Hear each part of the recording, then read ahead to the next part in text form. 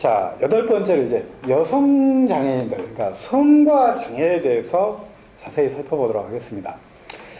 예, 그 여성 장애인들 같은 경우는 남성 장애인하고 좀 다른 점이 있었습니다.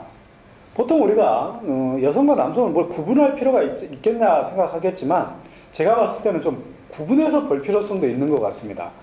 이 여성 장애인들 같은 경우는요, 이중적으로 고난을 당했었는데요. 남성 장애인들은 결혼도 하고 직업을 가질 수가 있었습니다.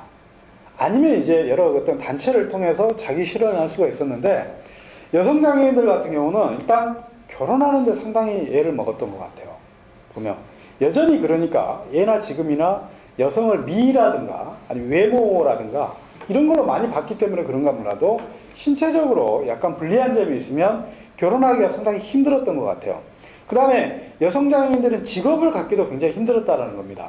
지금처럼 사회가 이제 발달돼서 그래서 여러 직업들이 있었으면 상관없겠는데, 예전에는 사회가 발달한 게 아니고 가족, 집안이 굉장히 발달해서 모든 것이 집안에서 어떤 자급자족 형태로 이루어졌기 때문에 직업이 그렇게 많지가 않았었죠. 그러다 보니까 여성장애인들은 직업이 별로 없어서 먹고 사는데 힘들었다는 겁니다. 실제로요, 하층민들 여성장애인들이 일종의 온거집전에 보면 거기에 여자 노비가 이제 등장을 하는데, 집안에서 이제 허드렛 일을 해주면서 살아가는 모습이 보입니다. 그러니까 예전에 여성장애인들 같은 경우는 집에서 대부분 심부름을 하거나 아니면 여러 가지 뭐 살림을 통해서 먹고 살았던 것 같습니다. 그래서 그럼에도 이제 결혼한다거나 아니면 이렇게 정말 자기가 자립하기는 쉽지 않았을 것 같은 경우, 그래서 여성장애인들은 별도로 연구할 필요가 있다라는 게 이제 제 판단입니다. 그래서 여기에 이제 여성장애인들을 세 사람, 맹인이 씨하고 고성이라는 사람, 그 다음에 노처녀가라고 하는 하나의 문학작품을 들었었는데요.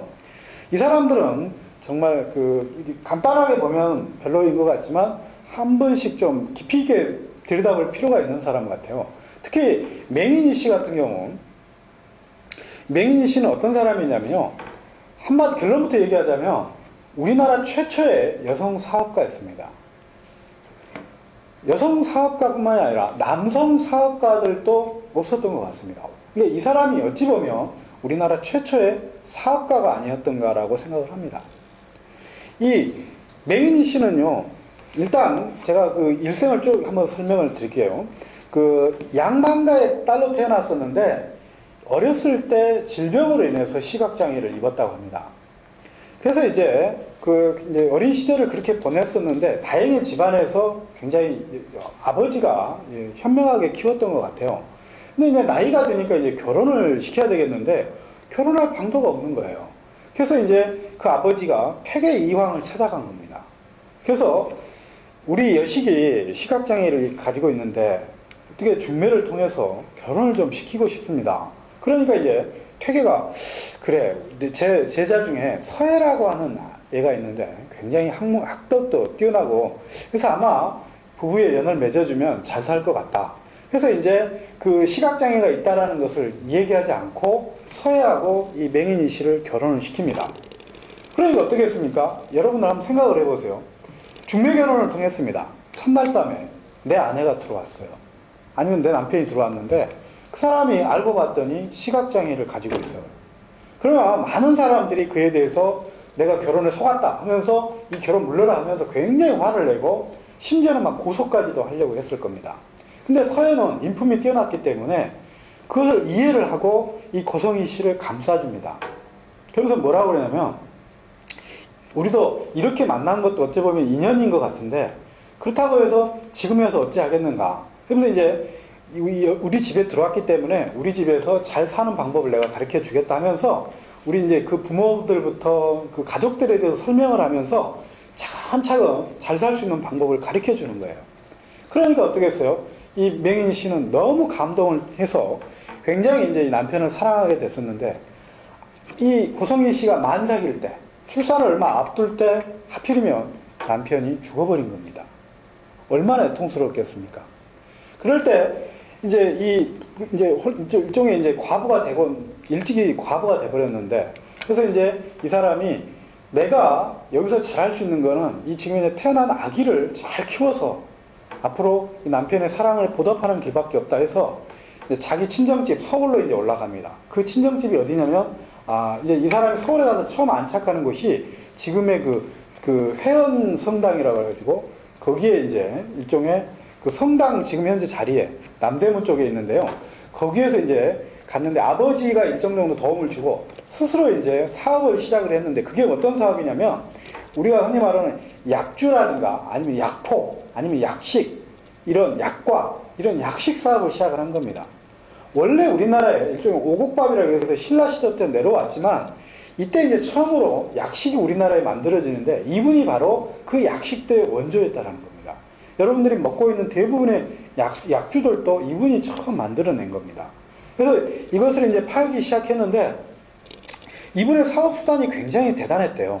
그래서 그 이제 솜씨도 좋고 그래서 굉장히 서울 곳곳에 팔려 나가가지고 굉장히 큰 돈을 벌었던 겁니다.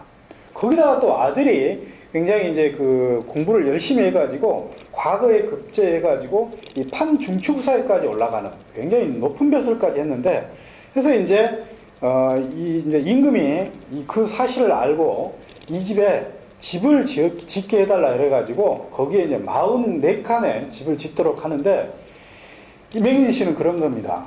아들이 이제 44칸짜리 집을 지으려고 하니까 다시 다 뽑고 99칸짜리를 지어라. 왜? 조금 있으면 우리 집안에 자손들이 많이 생겨날 텐데 그러면 이 집으로는 좁다. 애초부터 큰 집을 지어라 하면서 이 큰 집을 짓게 해가지고 그 집이 이제 대대손손 굉장히 번성하는 집안이 됐다고 그러는데요. 한번 보십시오. 이분이 바로 맹인이셨다라는 겁니다. 그러니까 지금 현재 우리 사회에 보면 한국에 약식들이 굉장히 많이 있는데 그런 사업을 이 사람이 처음 시작을 했고 그걸 지금 현재까지 이게 원조로 남아있다고 하는 거. 근데 지금까지 우리는 그걸 몰랐던 것이죠. 보면은요. 두 번째 사람은 이제 간단히 보겠습니다. 고성이라고 하는 광해군 때 사람인데요. 이 사람은 특이하게도 여성들의 시각장애인들은 전복하는 경우가 별로 없었고 남자들이 주로 했었는데 이 사람은 여성 시각장애인 전복가였던 겁니다. 그래서 이제 그 광해군 때 이제 일종의 광해군이 폐익이 되고 영창대군이 왕이 될 것이다라고 하는 일종의 예언을 해줌으로써 거기에 연루돼가지고 영모죄로 연루돼가지고 이제 사형에 처해졌었는데요. 그래서 일종의 광해군 폐위 사건에 이 사람이 이제 중추적인 역할을 했던 사람 중에 한 사람입니다. 그래서 기록에 보면은 그 사건에 얽히면서 이 사람이 어떤 역할을 했었는지가 많이 나오는데 주로 이제 전복을 통해서 그 사람들의 이제 구심점을 만들어준 역할을 했더라고요. 그 다음에 세 번째로 노처녀가라고 하는 조선 후기의 이제 내방가사인데요. 중증장애인이었습니다. 그 사람이 이제 뭐 시각이라든가 여러 이제 지체장애를 갖고 있었던 중증장애인이었는데 40살이 넘도록 결혼하지 못한 것이죠.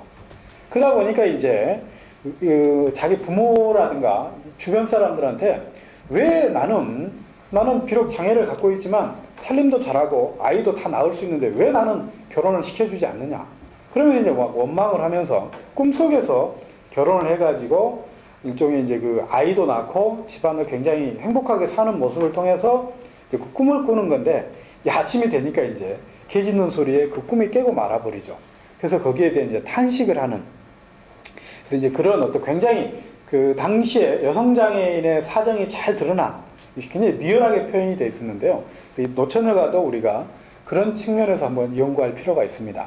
그래서 조선시대 여성장애인들은 남성장애인에 비해서는 분명히 살기가 어려웠지 않느냐. 특히 결혼이라든가 직업적인 측면에서 상당한 그 악조건을 갖고 있었다. 그래서 여성장애인에 대한 관심은 좀 별도로 이루어질 필요성도 있다. 이게 이제 제 결론입니다. 예, 이렇게 마치겠습니다.